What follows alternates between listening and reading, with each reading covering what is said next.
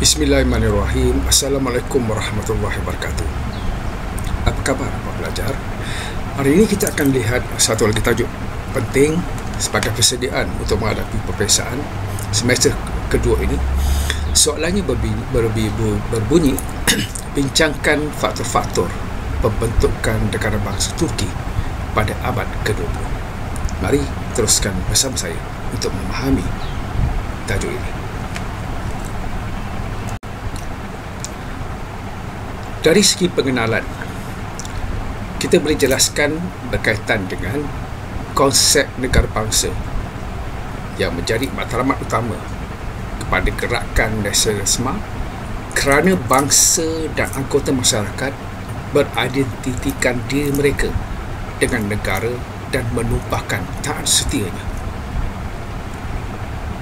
Kedua, kita boleh menjelaskan tentang pembinaan negara bangsa Turki ini bermula apabila rakyat semakin dipengaruhi dengan idea-idea baru.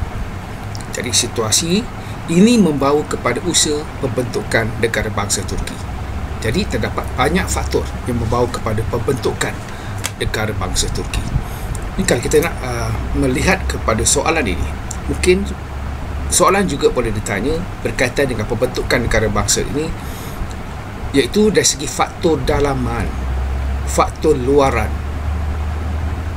Ada dua saja, iaitu faktor dalaman, faktor dalam yang berlaku dalam negara Turki itu sendiri. Faktor keluaran adalah pengaruh-pengaruh luar yang berlaku di luar daripada Turki. Dan kalau kita lihat dari segi tugasan, kalau soalan itu berbentuk bincangkan faktor-faktor, kita berikan semua faktor. Soalan itu akan bincangkan faktor dalaman. Jadi kita hanya memberikan faktor dalaman saja. Kalau soalan itu kata huraikan faktor luaran, kita hanya huraikan faktor luaran yang mempengaruhi pembentukan negara bangsa Turki. Tetapi jika soalan itu tugasannya sejauh manakah faktor ataupun kelemahan sultan ataupun kelemahan khalifah menjadi faktor utama kepada pembentukan negara bangsa Turki. Maksudnya ada faktor lain.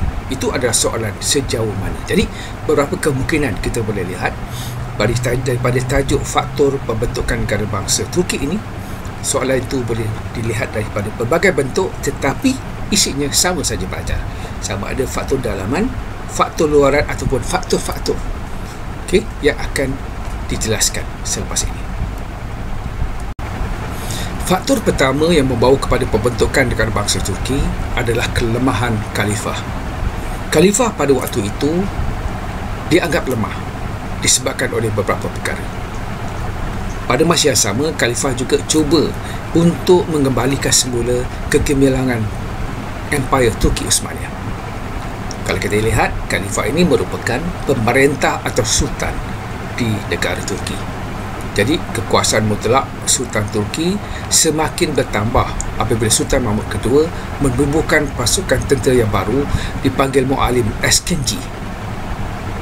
Tentera ini menggantikan pasukan tentera elit sebelum ini, iaitu Janasari.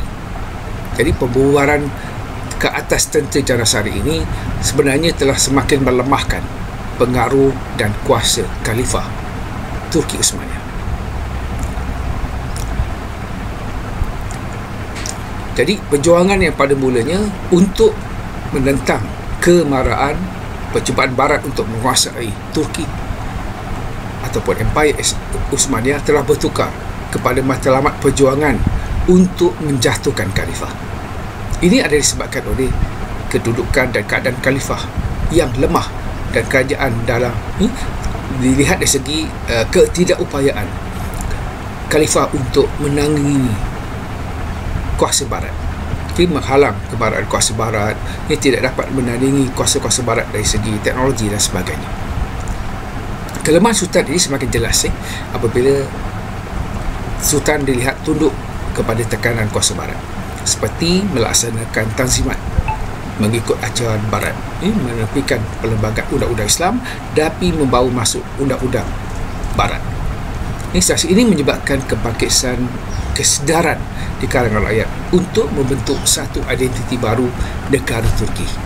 Ini adalah faktor pertama yang menunjukkan kelemahan khalifah yang menjadi faktor kepada pembentukan negara bangsa Turki.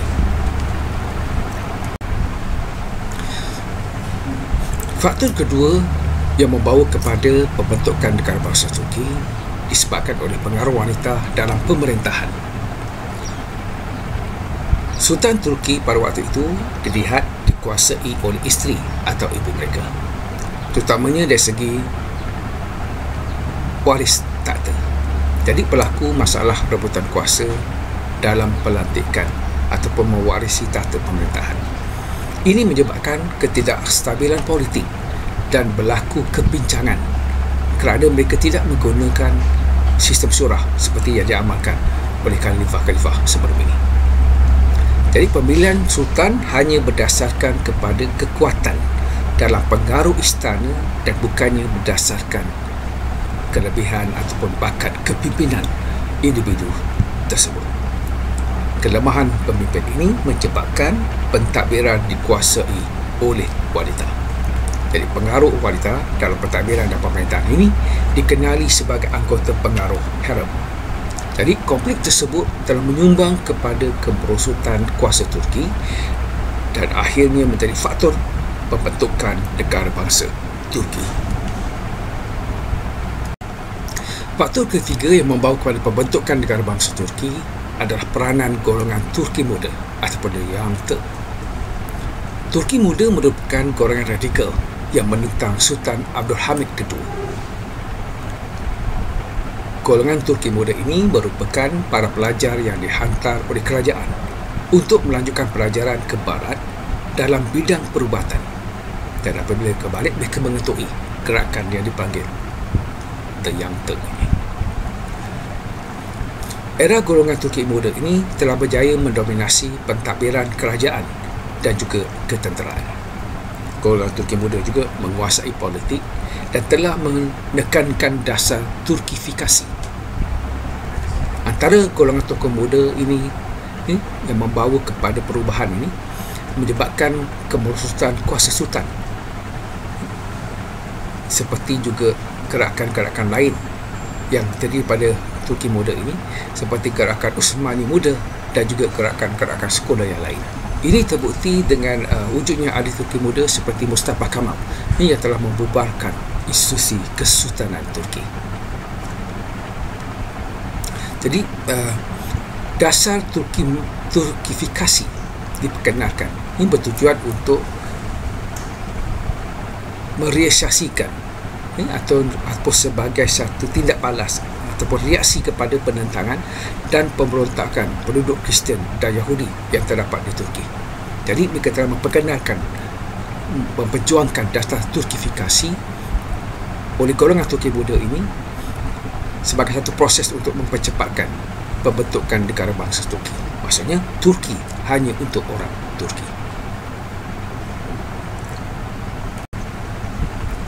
Satu lagi faktor penting, itu faktor keempat yang membawa kepada pembentukan negara bangsa Turki, adalah gerakan nasionalisme Turki.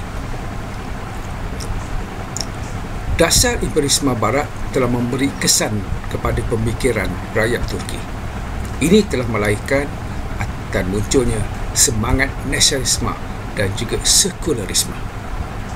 Misalnya daripada Revolusi Perancis 1789 telah mempengaruhi gerakan pembentukan negara bangsa Turki. Hal ini kerana ekoran daripada timbulnya fahaman mengenai persamaan status ataupun taraf dan kemerdekaan dalam kalangan penduduk bukan Islam. Gerakan modernisasi negara melalui panturanisme telah menyebabkan kebangkitan gerakan nasional ini. Turki menjadikan identiti bangsa bahkan juga identiti politik. Jadi prinsip sekularisme sebagai asas kepada perbudakan Turki dan seterusnya telah melemahkan pengaruh Islam. Jadi berlaku perubahan dalam segi penglibatan dalam bidang sosial, politik ini dalam usaha membentuk satu identiti yang baru yang moden dan bersifat sekular. Jadi pengaruh panturisme ini dalam gerakan nasional di Turki telah menjadi sebab penting kepada wujudnya apa yang dikatakan sebagai negara bangsa Turki.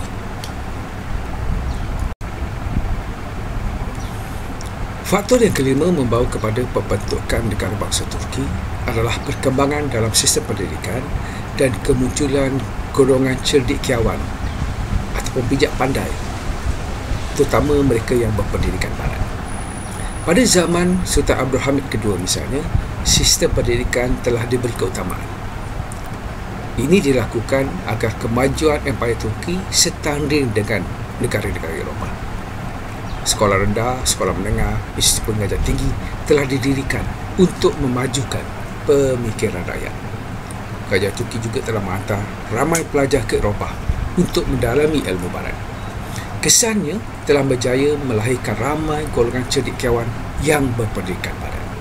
Jadi mereka telah membawa idea-idea baru dari barat seperti nasionalisme, negara bangsa dan juga sekulerisme telah diserapkan secara perlahan di kalangan cendekiawan dan juga masyarakat Turki. Contohnya seperti golongan Usami muda dan juga Turki muda. Jadi konsep negara bangsa merupakan kesan daripada pahaman kebangsaan moden yang diperjuangkan oleh golongan terpelajar. Ini kesan daripada ini telah membawa kepada keruntuhan Empayar Osmania dan tertubuhnya sebuah negara bangsa Turki. Faktor yang keenam ialah kemajuan sistem komunikasi dan perhubungan juga menjadi faktor yang membawa kepada pembentukan negara bangsa Turki. Khalifah turut memberi peluang dan memberi perhatian yang serius dalam membangunkan bidang pengangkutan dan telekomunikasi. Sultan Abdul Hamid II telah melancarkan projek landasan kereta api Hijaz, di mana kemudahan landasan kereta api ini dan sistem telegraf disediakan di seluruh Empayar Turki. Ini projek Hijaz ini telah menghubungkan bandar Istanbul dengan kota Madinah. Jadi projek landasan kereta api Hijaz ini mempunyai kaitan dengan dasar pan-Islamis. Selain daripada itu, wujud juga Kementerian Telegraf yang bertanggungjawab untuk menjayakan projek telegraf. Kesannya, kemajuan sistem pengangkutan dan komunikasi ini telah menyalurkan maklumat-maklumat penting dengan lebih cepat dan seterusnya. Ini membawa kepada lahirnya negara bangsa Turki. Jadi kemajuan ini mampu merealisasikan dasar pan-Islami, pan-Islamis yang diperjuangkan oleh Sultan. Sebagai penutup, kesimpulan daripada esei ini, kita boleh membuat beberapa perkara. Pertama, kesimpulannya ialah pelbagai faktor yang menyebabkan wujudnya ataupun menjadi sebab kepada pembentukan negara bangsa Turki. Antaranya seperti faktor kelemahan Khalifah sendiri, gerakan nasional Turki serta kemajuan dalam bidang komunikasi dan juga pengangkutan ataupun perhubungan. Faktor-faktor ini telah berjaya mempengaruhi pembentukan negara bangsa Turki yang berdaulat. Dan seterusnya ini menjadikan Turki sebuah republik, iaitu Republik Turki. Saya pelajar, kita jumpa lagi sahabat ulang kaji. Semoga semua bersedia untuk menghadiri peperiksaan semester 2. Dan itu akan bersama saya untuk ulang kaji secara ringkas, secara mudah dalam beberapa siri peperiksaan. Jumpa lagi. Terima kasih.